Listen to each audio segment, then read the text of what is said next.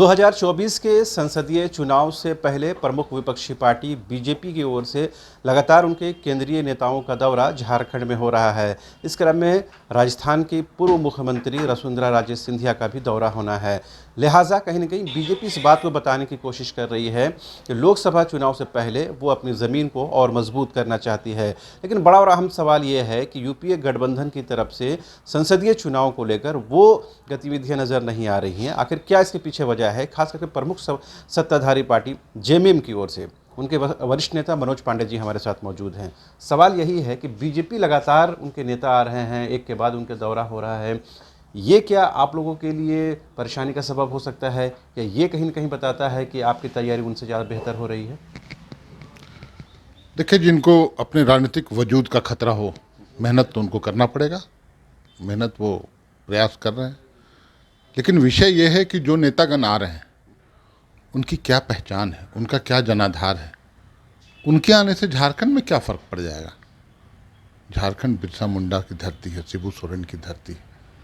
यहाँ शिंदे, पाटिल, राजे कोई जानते भी हैं क्या इन्हें? कोई सुनना भी नहीं चाहता है। हाँ, वातानुकूलित कमरों में बैठकर ये धना सेठों की पार्टी है, पैसे खर्च करते हैं, मीटिंग करते हैं और प्लानिंग बनाते होंगे, लेकिन जो झारखंड के प्रासंगिक विषय हैं उन विषयों पर इनका जवाब जनता चाहती है, यह नहीं दे पाते।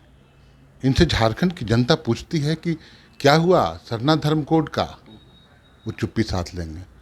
पिछड़े पूछते हैं कि पिछड़ों का आरक्षण को आप क्यों दबा के रखे हैं, वो चुप्पी साध लेंगे।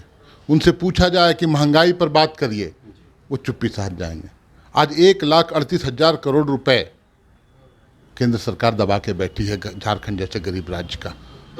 वो पैसे नहीं रिलीज करती है जिससे विकास के कार्य प्रभावित होते हैं, उस पर ये चुप्पी साध जाएंगे। तो जो झारखंड के प्रासंगिक विषय हैं उन पर बात कीजिए ना।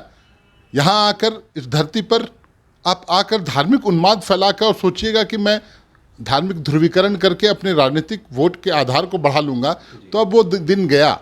कर्नाटक ने साबित कर दिया, दिल्ली के नगर निगम के चुनाव ने साबित कर दिया, पंजाब में, हिमाचल प्रदेश में।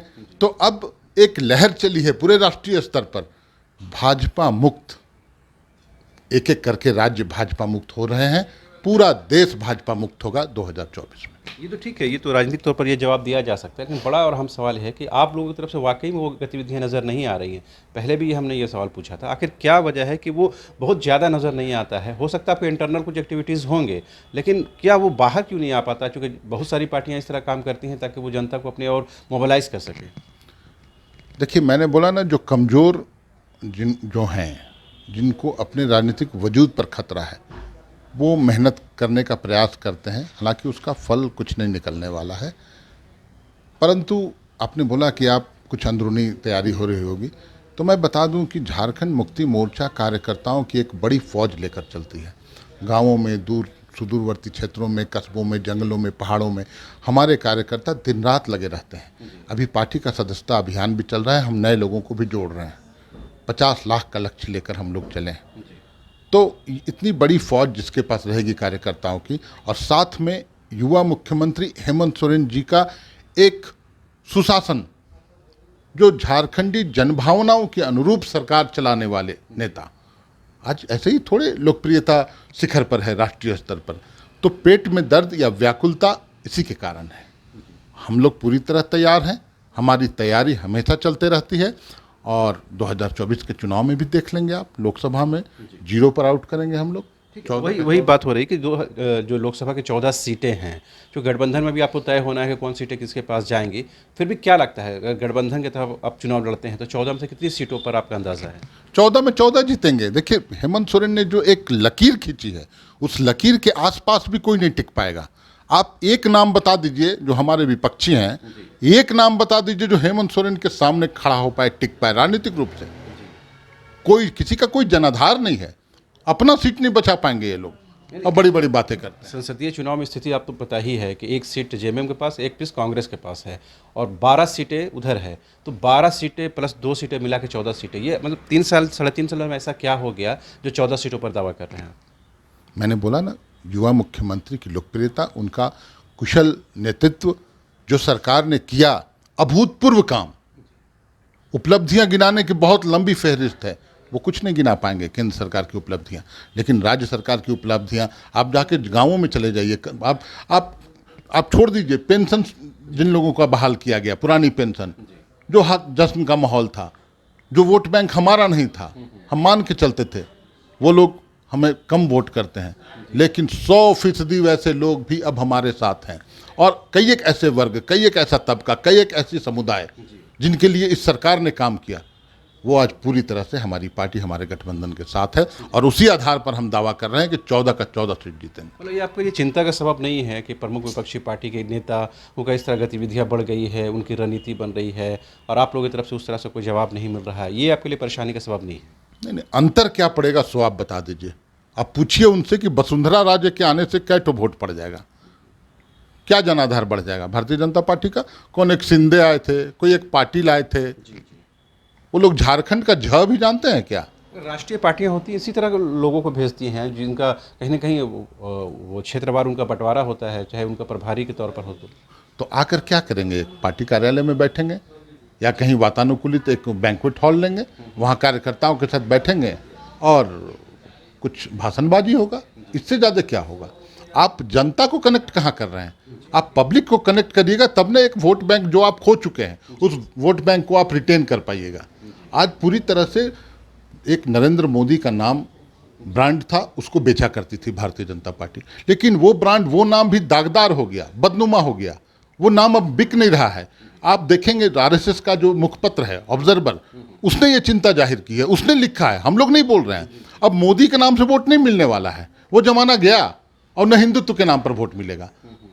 तो खतरे की घंटी तो उनके लिए है, कोशिश करें, प्रयास करें। तो फिर आप लोग कहते हैं कि जेएमएम को एक जो उनका एक चेहरा है गुरु जी, क्या उनके नाम पर वोट लेंगे या हेमंत जी के नाम पर वोट लेंगे या सुशासन के नाम पर वोट लेंगे? देखिए, गुरु जी तो हम झारखंडियों के भगवान हैं, आराध्य देव हैं, हम लोग भगवान तुल्य समझते हैं उनको। रही बात हेमंत सोरेन ने जिस कुशलता के साथ सरकार चलाया, 3.5 वर्षों का शासन, केंद्र की सरकार के असहयोगात्मक रवैये के बावजूद इतना बेहतर प्रदर्शन हर क्षेत्र में, आप देखें जो जो काम किया गया है इस सरकार के द्वारा। आप और छोड़िए, रांची शहर में डबल इंजन की सरकार थी ना, 17 साल, एक फ्लाईओवर नहीं बना था। आप दूरदर्शिता देखिए हमारे नेता की, 3 फ्लाईओवर में काम तेजी से चल रहा है, 2024 के पहले उसका लोकार्पण होगा। इसे बोलते हैं काम। अच्छा, एक दो सवाल बस टू द पॉइंट जानना चाहेंगे, क्योंकि 14 सीटें हैं, जेएमएम अपने तौर पर कौन सीटों पर दावा करती है?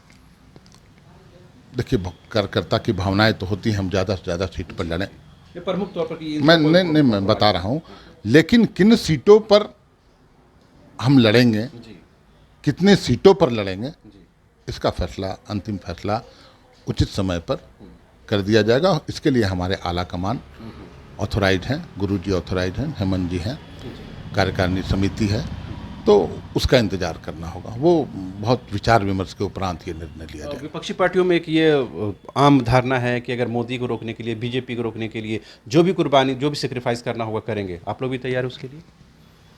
नहीं, देखिए, एक बहुत बड़ा लक्ष्य है 2024 में, लोकतंत्र को बचाना है, संविधान को बचाना है, इस देश को बचाना है, इंसानियत को बचाना है।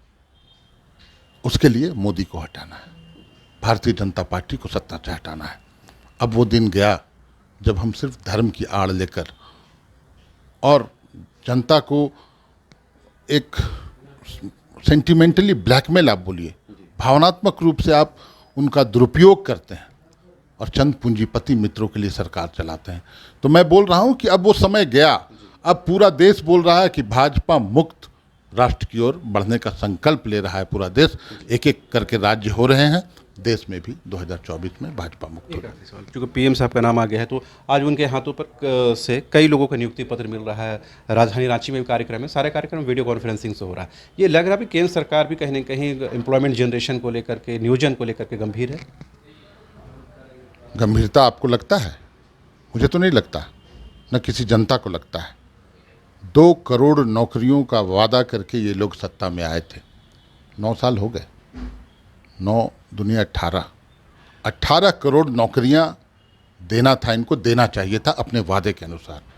आंकड़े देखें तो पता चलेगा करीब 5 से 6 करोड़ रोजगार इन लोगों ने छीन लिए युवाओं से। तो रोजगार देने की बात छोड़ दीजिए, रोजगार छीनने का काम इन्होंने किया है। अब सिर्फ आईवास किया जा रहा है। चुनाव नज़दीक है तो अब इनको याद आ रहा है कि नौकरी देने की बात भी हम किए थे। थोड़ी बहुत नौकरियां रेवड़ियां बांट कर ये एक उपलब्धि दर्शाने का काम करेंगे, लेकिन जनता भूली नहीं है, युवा भूले नहीं है, जिनको बेरोजगार कर दिया इस सरकार ने चंद पूंजीपतियों के इशारों पर। तो आपने सुना, ये थे मनोज पांडे, झामुमो के वरिष्ठ नेता, जिन्होंने साफ तौर पर ये इस बात का पर्दाफाश नहीं किया कि जेएमएम जो है कौन से लोकसभा सीटों पर या कौन सा संसदीय सीटों पर अपना किस्मत आजमाएगी। वैसे अभी जो स्थिति है यूपीए फोल्डर की, वो बहुत अप टू मार्क नहीं है। 12 सीटें कहीं ना कहीं विपक्षी खेमे में है, लिहाजा अब उन सीटों पर कब्जा करना यूपीए के लिए एक बड़ी चुनौती होगी। लेकिन जिस तरह से विपक्षी पार्टी बीजेपी के तमाम केंद्रीय नेता लगातार झारखंड का दौरा कर रहे हैं, वो कहीं ना कहीं बताता है कि इस चुनाव को लेकर बीजेपी कहीं ना कहीं अग्रेसिव है। फिलहाल आप देखते रहिए न्यूज़ 22 को।